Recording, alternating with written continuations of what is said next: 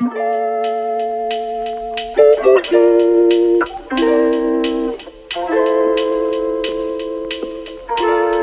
now we're ready to be more raw. Now this is the last session between Frederik Saabye from Saabye Media and the one and only Stefan Avivson, a.k.a. Mr. Raw. Mr. Raw.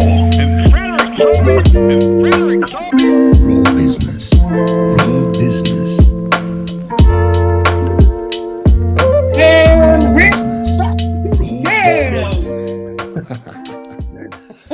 Always with the intro. I love it. I love that intro. So, hello everybody, and I can say everybody because not only is Mr. Raw on this, what number are we now on? Podcast This number 4? Yeah, the fourth, I think. The 4th podcast. Frederik is of course here, and today we brought a little guest into our podcast because I know a dude called Erik Micheelsen, and yeah, I don't want to brag too much, but he's a fantastic. Maybe you should talk a little about who you are, Erik. Well, actually,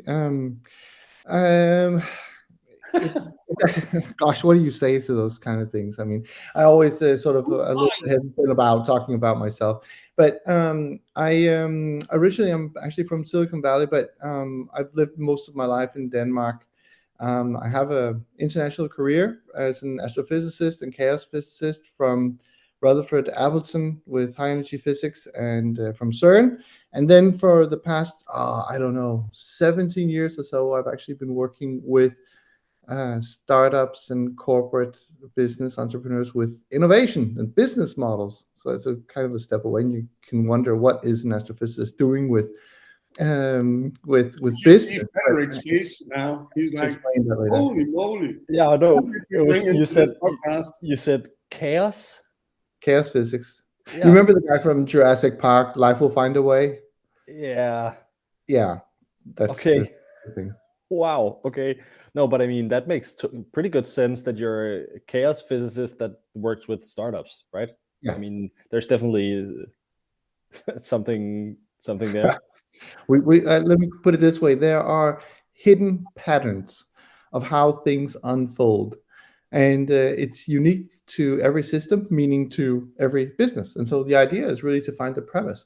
Once you have the premise, then you find out how it unfolds, and it's a lot of fun. It's a very different way of looking at it. And as a business consultant, I assure you, you're going to get a different point of view than you will from the usual business people. But what I can do is attach the whole of the product world, the customer world, and the business models into one go. I connect it all together, and I have a method for working with that, and I think it's really great fun. The people I work with, they also think it's really great fun, so it adds up, I guess. What's it called? That method. It's actually, I call it for the megastar product method, because my take on this, and there's a lot to it, and we can talk about this as we go, but a lot of rules have changed. And we can keep going back if we want to in time. But I sort of set the date from about 2008 because it's not so much about the economic turnover that happened at that point, the downfall, but more that there were a lot of web technologies that came into place, and all of a sudden the possibility of getting right in front of your customers, the whole game changed there.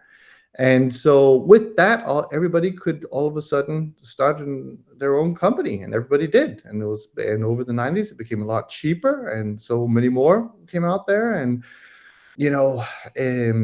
so that means that winning out in the market and sort of becoming a top tier player, it meant that you had to, and even more so now, it meant that you have to be number one. And that means instead of choosing a niche to compete in, you create your own, meaning you create your own business concept. But what's more important is you have to define a new thing. That's really the important thing. Kind of like, there was a time before the fork. it's a little bit difficult. I guess Yeah, love that. but somebody did that. Somebody defined it. Or Yes. think about the bread. I mean, who in their right mind at some point during the Stone Age decided to mix flour and, well, I guess it's wild yeast, by the way. And then there's this little fire, and I don't know what happened, but suddenly somebody made some bread out of that. I mean, who did that? But whoever did it, they defined bread, right? Which is like Coca-Cola and an ongoing thing forever. But not everything is that evergreen. Most things, they have a lifetime, a lifespan. And I think as business owners, it's important for us to understand. It's kind of like a force of nature, what we're doing when we start All up a products company. have a lifespan. Yeah. It's just a matter of seeing the time perspective in it. You don't have many companies in the world that are over 200 years old. No. Or they get bought up or whatever happens to them. I think some of it was actually 200. Something else. Yeah. So At some point, I heard about a marketing agency who developed and discovered and pioneered a new framework that's called RAMP. okay. And my thoughts are how does Frederik make RAMP into a megastar product? Oh, that's a question. Well, I don't. Yeah, that's I need to know definitely a what that question. is before I can tell you. Yeah, absolutely. So Frederik, what the hell is RAMP? Well, RAMP is kind of the 4-step process that we use to grow our customers' pipeline and demand for their product in the market. So it's social media with video content and key opinion leader content and podcasting, stuff like that. So it's basically we're able to tell the story for the entire business using only social media where their target buyers hang out, in short. And so, yeah, basically. So we want to redefine the making of how you market your company. We're definitely trying to framework mainly focused over LinkedIn, but with a variety of different activities. Yeah. For instance, a podcast. Yeah, comes in step 3, so that could be something to do, right? But we're basically trying to build the business entirely in social media where their buyers hang out. So the only thing that's really, I wouldn't say optimally, you're not going to need a website for this, the way we run this. Okay, that's interesting. But do you set up a value chain then for them? Because you don't want them to live and die by social media, I guess. I don't think we set up a value chain per se, but we're trying. And the thing is, with social media, I think it's gonna evolve, right? Because right now you have TikTok coming in, and now you're not gonna go into TikTok as a B2B company, and get business results that you can feel on the pipeline. But in 2 years, the buyers are gonna be there, and the buyers right now are millennials, right? And they're there. Yeah. So as social media evolves, the product obviously evolves. So. Right. So basically, it's point of sales. That sounds interesting because it's a lot of things, isn't it? It's storytelling, it's live, yes. Real time, it's being present. Yes. That makes a lot of sense. I can see that. That's actually really interesting. I just value chains for a moment ago, and I mean, what you're really diving into is that idea of the whole ecosystem and how things are evolving from a linear sort of point of view to a many-legged value chain. And so knowing where to invest into that ecosystem, you can tell the investors where they're going to get most for their money. That's interesting. That is interesting. Cool. But how do we turn it into a megastar product? What is your product? First of all, so question one, of course, right? There are. I mean, 50% of it is really finding your character, which sounds like really strange, but I'll explain that in a moment. And that definitely you need to find your premise. So if you think about it, behind any business, product, whatever you want to call it, there is a premise for why it works. And it's kind of like having found a new force of nature. Why is it that it works? And you have to be able to sort of describe that. And to give you a little bit of a little bit, no, it's not, this isn't about your why. So for instance, I can give you one example about it. I am a father of two good kids. When I had my first child, a son, he couldn't sleep very much for that first year, and I was really tired, to say the least. And we at some point we got invited out to parties again. We were allowed to go outside the home, which was quite good. And we were talking to a lot of people about this thing about our kid. He wouldn't fall asleep. What do you do? And we read books and we talked just for hours with all these people. At one dinner, I met this guy and we were about to sit down. He'd also just become a father. And I was like, yeah, I can't get my kids to sleep. And he says, oh, mine sleeps every night. Oh, I'm envious of you. And he said, can I come with an advice? And I thought, oh my God, here we go again. The 1000th advice. You know what? Yeah. Why do I want to listen to this piece of advice? And so he says, he looks at me and he says, it's your fault. And he says, oh, I'm sorry. I'm looking at him sort of in disbelief. Why is this my fault? I can't, I'm tiptoeing around the house. I'm carrying him. I'm doing all these things. He says, yeah, exactly. That's why it's your fault. You're doing all the wrong things. So I looked at him and he was like, yeah, that's why. It's totally your fault. I don't tiptoe around the house and make lots of noise and everything. And I promise you he'll sleep just fine. And I thought, that's impossible. That's just impossible. But we tried it and it worked like it, I mean, he's been sleeping actually. I still have to go in and wake him up at like 12 o'clock now. He's a lot bigger though. But that was the premise. The thing that was working, the effect that was different was that instead of me trying to tiptoe and not make sound, I actually had to make noises. Now, I know that there are probably some parents out there that are going to throw a wet rag after me when I say like that, because there's a little bit more to it than just that. But basically, there was something physical that needs to be in place. If I want a cup of coffee, I need boiling water, right? It can't be cold unless you want cold coffee. And the same thing goes for our businesses. So if you think of your business and why it is that it works and what's the smart thing in it, I'm about to say there's a technology, but I even want to go a little step further. The reason for why you are using a certain type of technology is because there is a certain effect that you want to get out of it. That's what's interesting. That's what you're selling to your customers. And you have to put a label on that. And it has to be in such a way, well, it's only natural that such and such. And if they go, oh, yeah, that's actually right, I hadn't thought about that, then they've already halfway bought your product. Then they start to get curious. They're going to ask lots of questions. But how do you do this? How do you do that? And so you can answer them, of course. But what's really important is that if you're doing something that's really new, then what you're also doing is, because it's new, nobody's seen it before, you're actually introducing a whole new character. And this is the step that most entrepreneurs, startups, corporate innovators, they jump over because they're just all into the idea about the customer need, what they want, the vision of the product, the design, the UX, the gamification, storytelling, and all of that.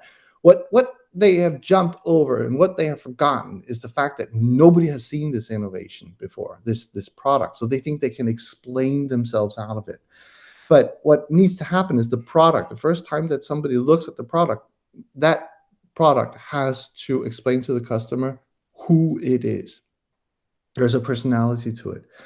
There's a reason for why Disney, that they can turn a clock or a chair or even a fork into some kind of animated object. It's because we've already assigned it some kind of personality. It's how we understand anything in this world. Doesn't matter if it's a table, if it's food, if it's our friends. We just by default, somehow, we actually give it more or less some kind of personality.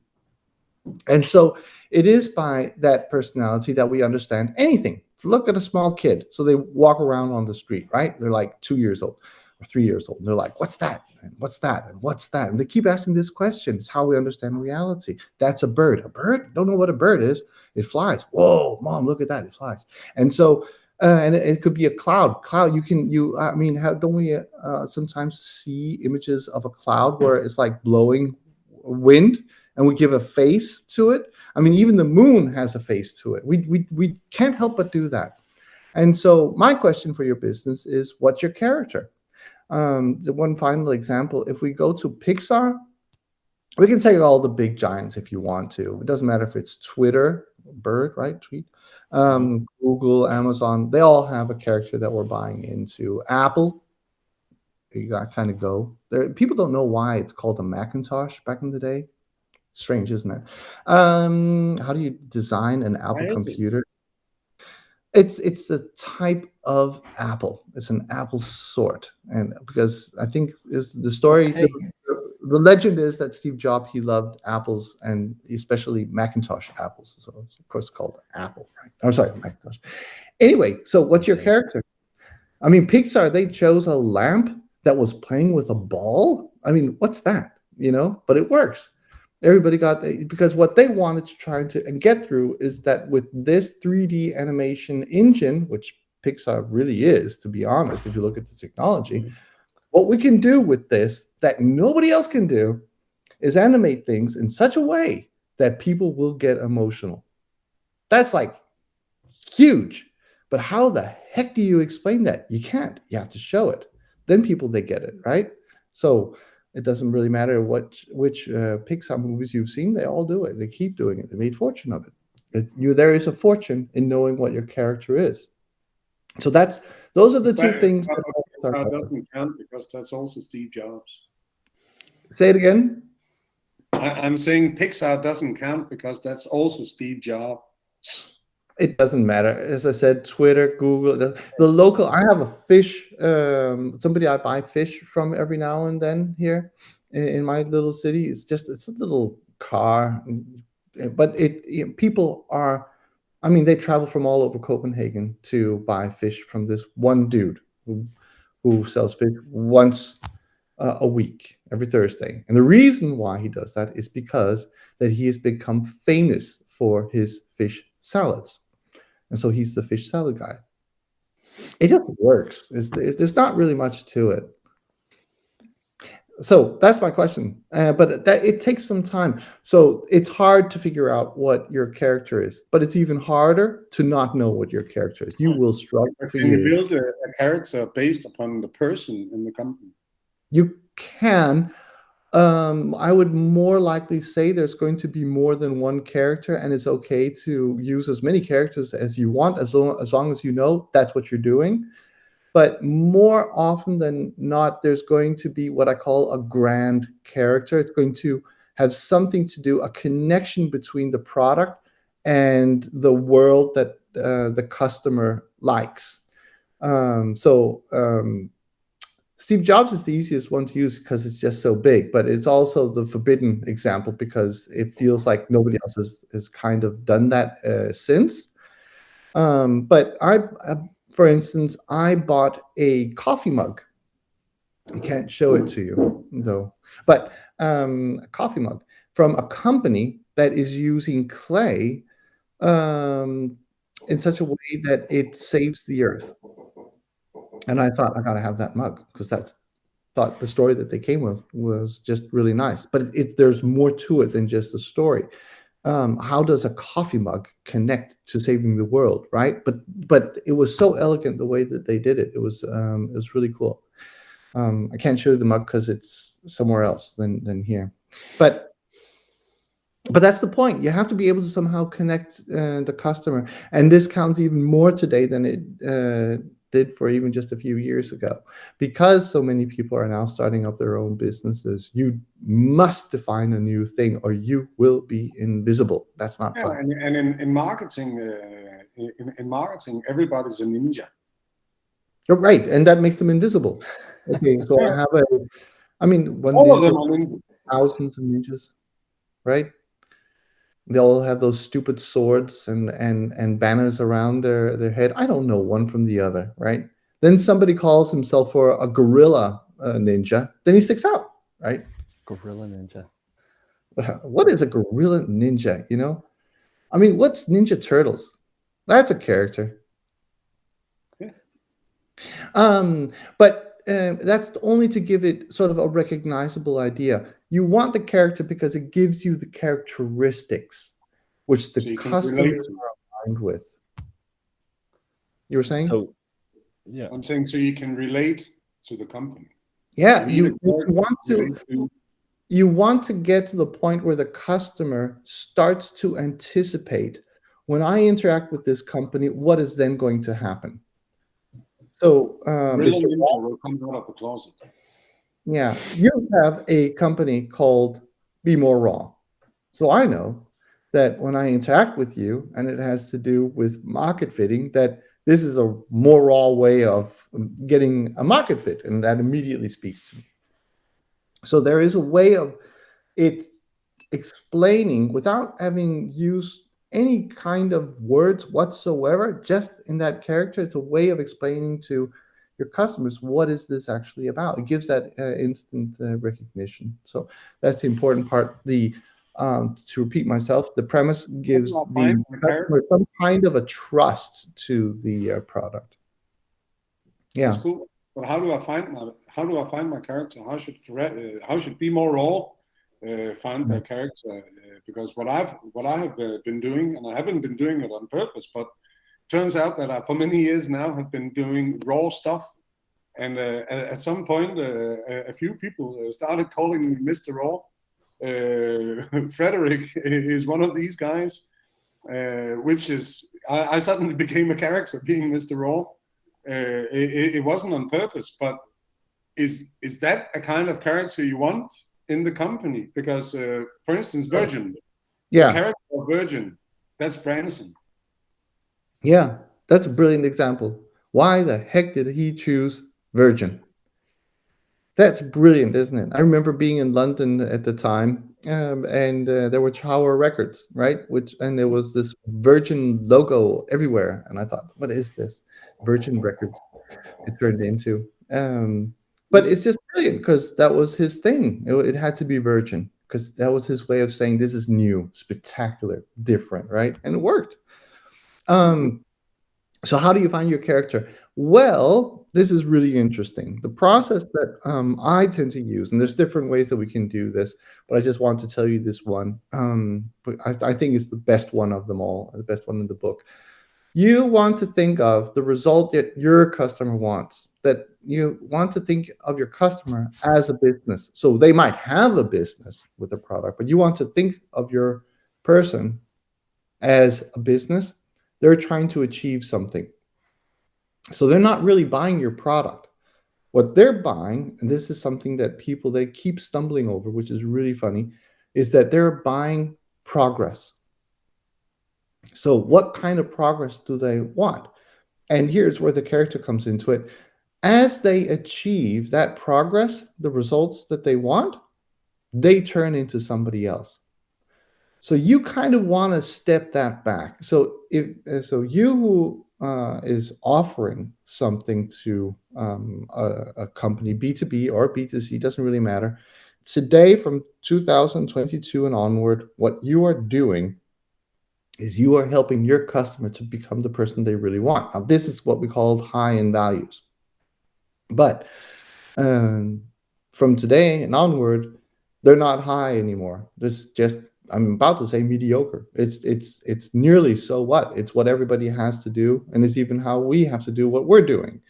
You have to think that nobody is able to get the results that they want unless that they step into the shoes of the person who gets those kind of results.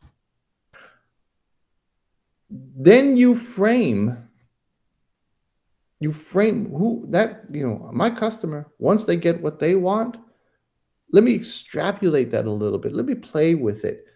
Who would that be? Who have they just turned into? and you can have fun with it. It could be that it's some type of a fun character. It could be serious. It could be maybe a superhero. It could be a James Bond character. It could be it's something totally different. It depends utterly on what kind of business that we're looking at, and that will help you own in on what kind of character is it that that this business is promoting, and that's what your customer is going to buy into, because immediately they will recognize themselves in it. So for Mr. Raw, you have more raw customers. They immediately recognize that in themselves every single time. Courage. That's what I recognize. Our clients have courage. Yeah. As I told our new client today, we just had a great presentation. Last time we were on the podcast, we were talking about sales enablement and buying enablement, and I went the whole way through, simply just presenting what we are offering, and then telling him the consequences of what happens when he buys.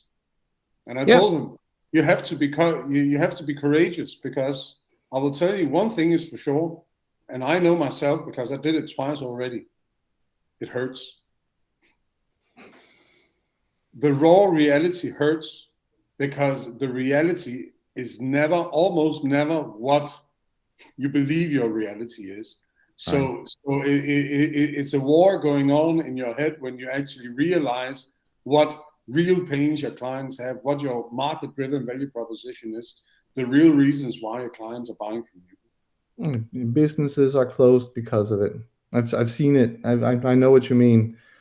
Two quick examples about that, or maybe three. So, two companies I'm helping right now. One by an owner, Dita Sommer. She makes spices for food. She has a concept where she packages these spices and sells them, and it's been going quite all right, but it never had sort of scalable potential. And so that's what I'm kind of helping her. So we've defined a new concept called Planet Flavor. You get the character right away, right? And the whole idea is to use travel as a kind of a character, that when you make really great food and foods together with people, then it's kind of like a destiny, and you travel to it. So wouldn't it be great to have some kind of a very, very, very small sort of, it's not just a recipe, there's just a wee bit more text in there that actually explains what that place is as a kind of a destiny.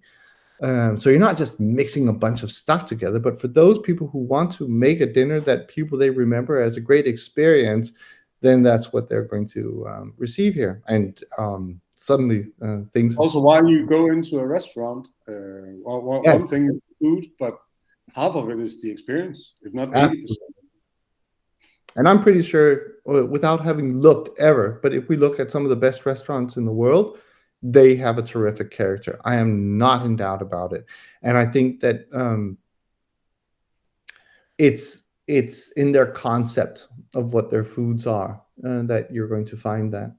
Noma, that has been in place. What's that?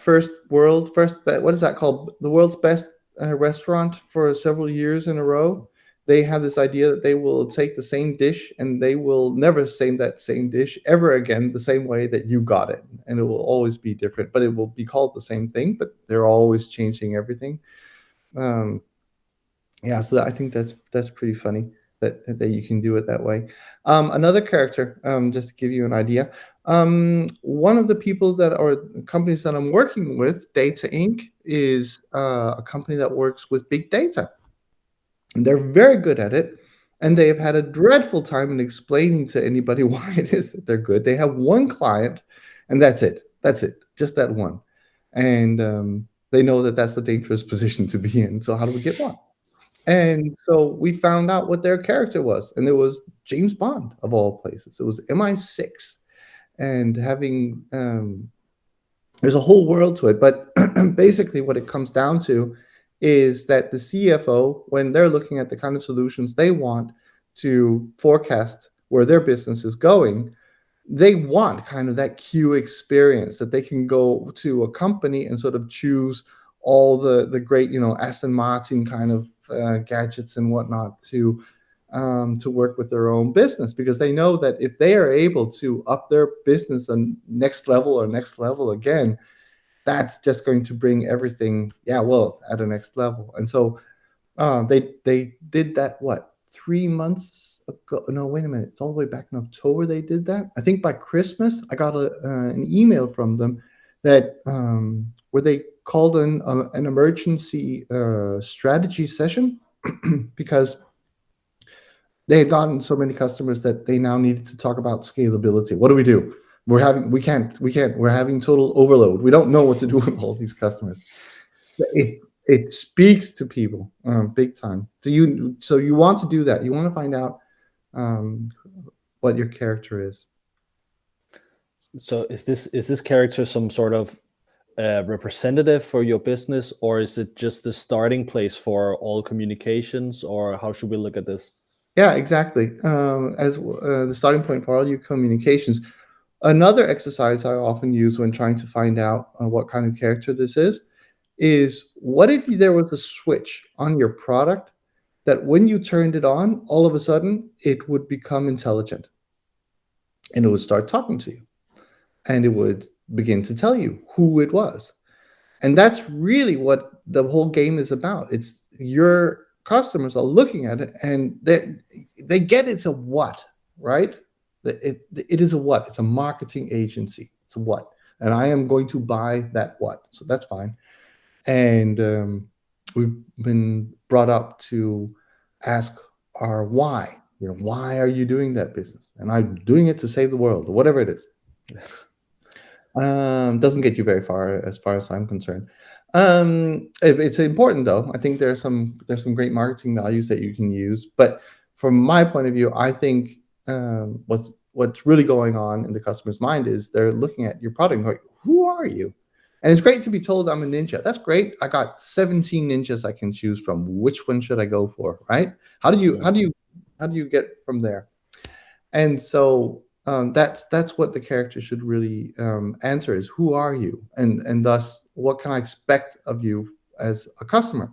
And so that's kind of like the first step. It's kind of like the first step. The next part is you want to stack that value. Now, when you're selling value, I think we all know the concept of stacking. You add one product on the other, and then you tell people, okay, you're going to get all of this for 1/10 of the price. So that's great. It's kind of a disruptive sales strategy. When it comes to innovation, you want to do the opposite. So as you're stacking, what's happening is that the price actually goes up 1/3 for each time that you stack something on top of it. The first stack has to be kind of like the ninja marketing agency. It's got to nearly be boring. It has to be kind of like, well, yeah, now you're just like everybody else. But well, that's the point. I want people to start out there, that I'm just like the rest. And then the next point is you want to surprise them.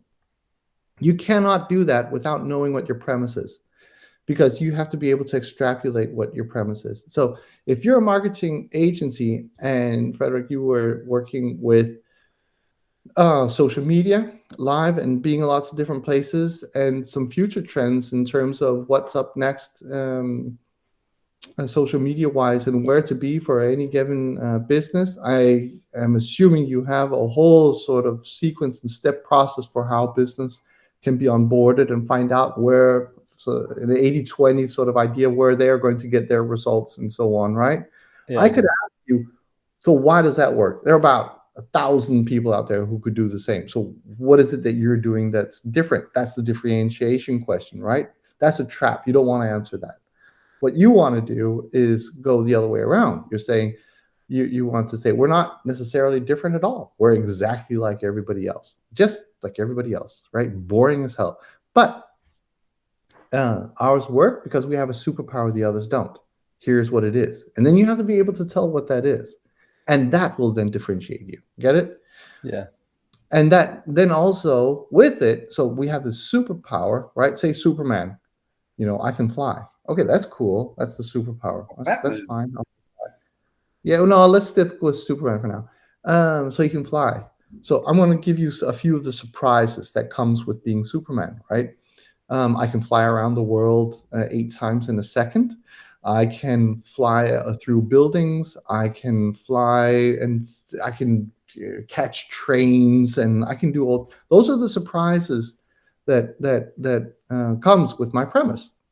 And so you want to be able to explain what that is, and that's where your customer is going to go, okay, this I haven't seen before. That's magnificent, because you're going to be changing your customer into that. You're giving them that superpower, right? Isn't that Does what that you make? refer to as the Yeah, it makes total sense. And then from there, but then comes the next point. If you look at a car from way back when people they hadn't really, I mean, they came maybe from horse wagons or so on. They looked at a car and how is it working? What is it? Why is this different from a horse? Because it wasn't very, I mean, speed wise, I think you could walk faster than the first car. So Yeah. what is this? What's the big deal? And you have to go, well, there's a mystery to it, right? It's an engine. I'm not going to explain anything about it, but basically it's an engine, right?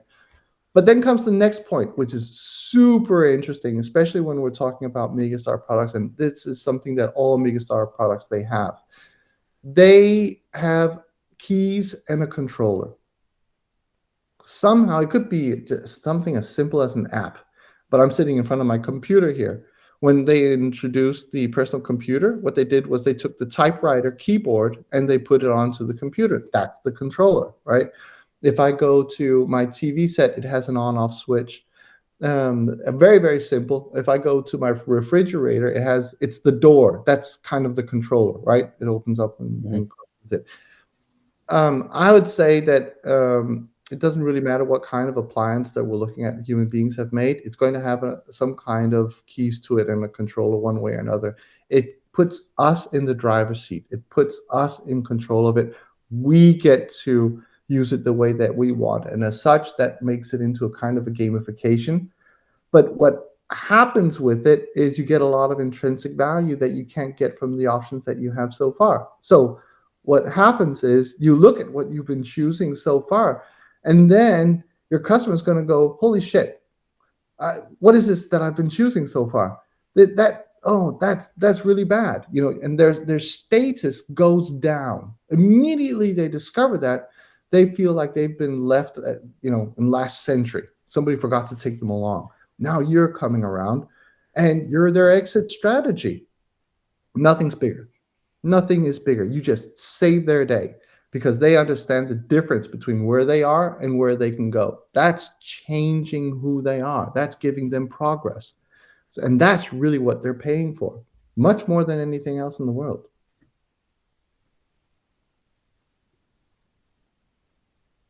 complete? I can continue. There's a lot more. It's amazing. Yeah, It is.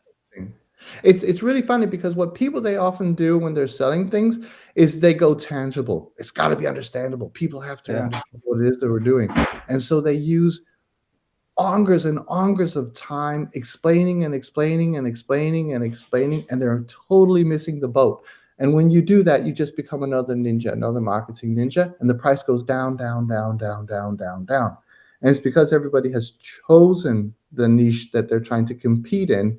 They forgot that what they have to do, their number one job is to define something new. You have to define something new, but you can't do that unless you know your premise. You've got to have your premise. Is this making sense? Yeah, it's making a lot of sense, but I'm also digesting, and it's incredible. I mean, my mind is blown. Yeah, well, I have a whole. Actually, I've got a one-day master workshop that's coming up with this.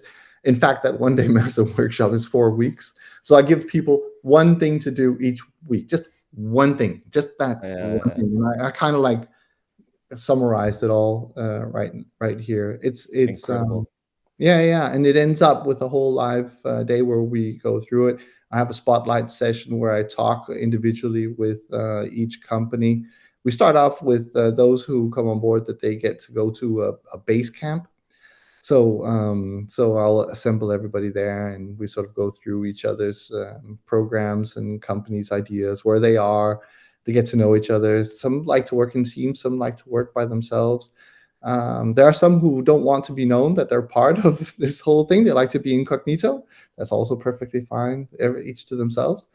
But then I take them through sort of a whole month journey, and it always ends up with people going, "Holy smoke!" It's when that intrinsic value of what they're doing, it becomes apparent to them. And Mr. Raw, this goes back to what you were saying. When you've spoken to 500 customers, you're going to get it. You're going to be told what the real value is that you're getting. And I think that gives companies an upper hand that they otherwise cannot get. And I can put it like this. If you are in a bar, and male or female, you're in a bar and somebody's looking at you, do you know why they are looking at you? And the business who knows why their customer is looking has an advantage that is huge compared to everybody else. And my keyword for that is called mental animations.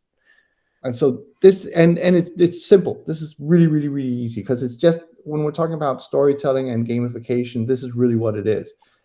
It's when people, they look at something, it can be a still image, but in their minds, it starts a story, and it happens within 3 seconds. It's like flash, and this whole movie runs in front of their eyes.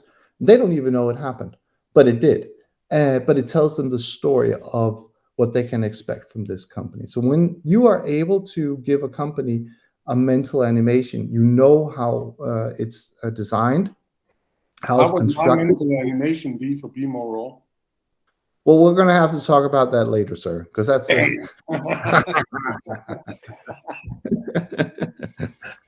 well, you're in on the program, so don't worry. And I think I'll tell you how to do these mental animations. You don't have to come join the Edge Academy or anything like that. I'll tell you right now. What you do to make a mental animation is you have to have a before, now, and after. I'm just giving you the simple one. This can get really, really complex, right? And so the image always has to be right smack in between the present and the future. So let me take Tommy Hilfiger just as an example. What he did was, and he didn't have very much money back in the day. He was a designer, and he was like, I want to be one of the greats. He didn't have very much money. And he had somebody working with his marketing. He said, okay, we have enough money to make one billboard, and we're going to put it up on Times Square.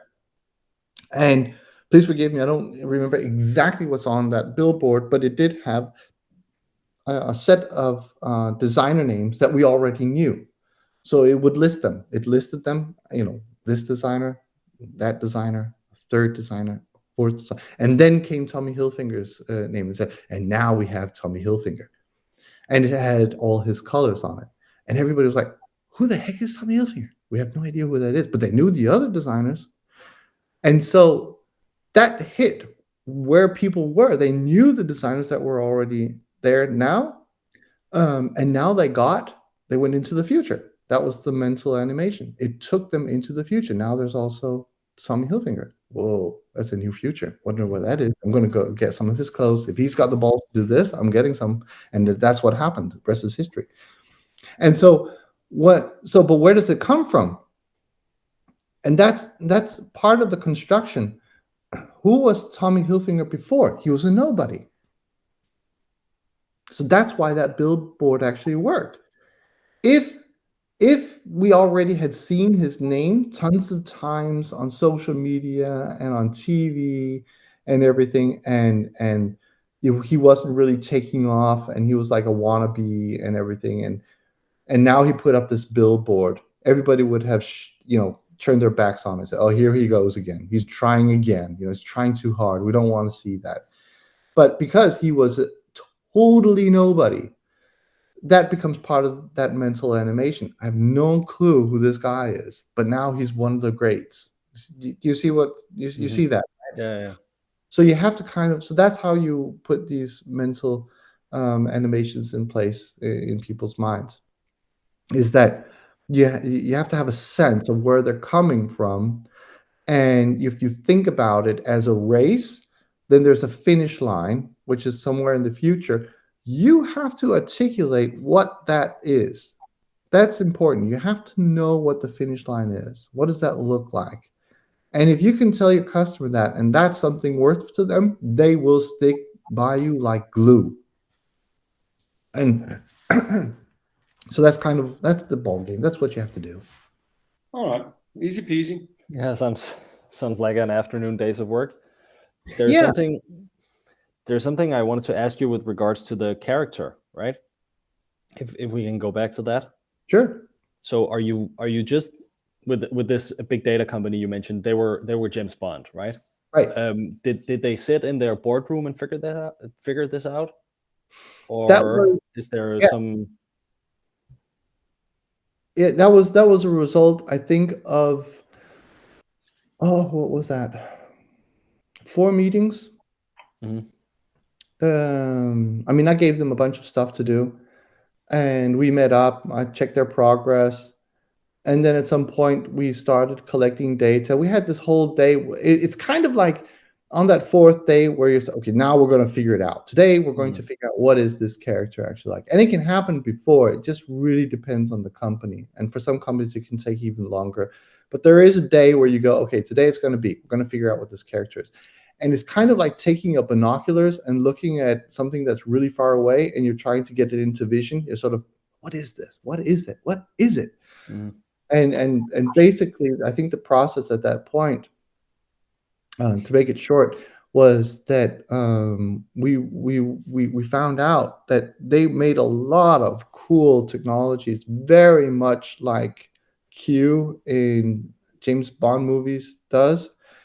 And how cool would it be if they had like one of these big containers, and I, as a CFO, could be invited over to that container. It's like meeting Q, and it's like, oh, I can choose whatever I want. I can make explosives over here and things over there, and invisible cars. Oh, that would be fantastic. Just hand it over, right?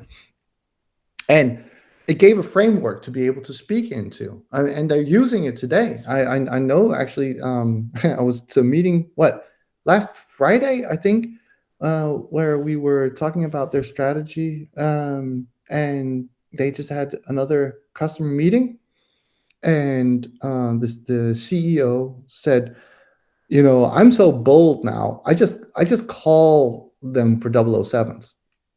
I'm like, what? What do you do? What? You can't go into a company and talk about 007s. I said, yeah, sure I can. And they love it. I go, if we're going to work together, I need to know who your 007 is. And CFO, it's not you. You're it. And CFO kind of, oh yeah, that's right. I'm M. That is true, isn't it? I am M. Yes. So who is my 007? Who's my 007? And the executive team starts talking together, and they go, wait a minute, are you talking about Jack? No, not Jack. Jack, who's always on our ass for not doing this and that and the other. And he went, that's exactly whom I'm talking about. Because he's seeing the future and you're not choosing it, and you want to choose the future. Something like that, right? Sure. Get it. And I'm only going to work with you if you have a 007. By the way, if we don't, he's going to disappear and you're going to lose your chance. And they were like, oh. And so they grabbed a hold of Jack, got him on board, and they were like, yes, this is exactly what we need. And so, it's some fun stories that can come out of the character thing. That's super interesting. Is that a real phone? What do you think, Frederik? It's pretty amazing stuff, I think, and there's a lot to digest. And the two bricks that I have in my brain are really moving fast. So I'm trying to get them to take it all in. Yeah, I'm trying to take it all in. But it's amazing stuff. I think there's really a lot to learn for everybody listening here. So, but I wanted to follow up. So they basically build everything around this framework that this is 007. So, and that it's kind of soothes into everything, right? I am not kidding you. The CEO told me that he said right now containers are really expensive, but the second that he has the option of buying some containers, he's actually going to do it, and he's going to turn it into offices and make a queue thing out of it and invite customers over and do all that. He's going to have screens everywhere. He said, I'm all in. But I mean, he has the business now, so I guess he can afford it. It's a pretty cool character to build anything around. And everybody feels like that. This is what happens. So companies, when they get to know this whole character thing and they go, oh, that is so true, right? Then they hear about the other examples. They're like, wow, I wish we had thought of that.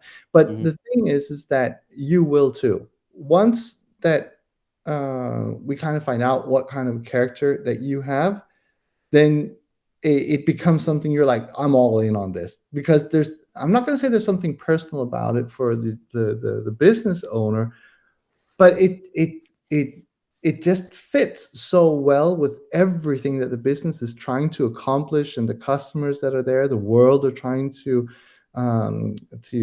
actually create, right? That it becomes a no-brainer. It just becomes really easy. And the funny thing is that all the marketing material, the sales material, whatever brochures you have, the design of the products, which products to make next, and so on, it just flies right out of that once you have it. It's truly the key for continual innovation. I mean, I've worked with lots of businesses that at some point or another had a leading product, and they said to me, we have to do it again. And I said, well, that's fine. Let's go back to basics. Who is your product? And they looked at me with teary eyes and not being able to answer that. And if you can't do that, if you can't answer who is your product, then you're stuck with the one that you have. So there's it's a doable piece of work. Everybody can do this. Everybody should do it. Yeah, it sounds like it's something everybody should do. Yeah. So find yourself a character, you have a mega trend product? I would say that's 50% of it. You need your premise. You need to be able to connect the dots to them, for them, and you need to be able to close the door. You have to get to that point when people, they look at your product, that they go, there's no way that I can choose anything else. I mean, now that I've seen this, I can't unsee it. This is it. Yeah, that's where you need to get. Great. Well, yeah, I think we're approaching the hour mark now, and I think that was what we set out. So amazing, inspiring. Yeah. Before we close out, Erik, where can listeners find you? What are you doing? Well, I think right now I'm doing an exclusive on LinkedIn, so they have to go to Erik Micheelsen on LinkedIn. And I'm posting a bunch of stuff there, and that's also where if they want to join the things that I'm doing, that's where they can do it. What do you call it? The Edge? What? Yeah, it's called the Edge Academy. There's a lot of work that's being done right now with websites and so on. I mean, the way that I like to work with this is just to start a product and see if they like it, and then I can do all the hard work with websites and so on. But of course, now that I'm on this wonderful, fantastic show, more raw show, then it's great if you have all that in place. But I'm the kind that builds that sort of up slowly. So come on. Really good. Thank you very much, Erik. Thank you. Thank you so much.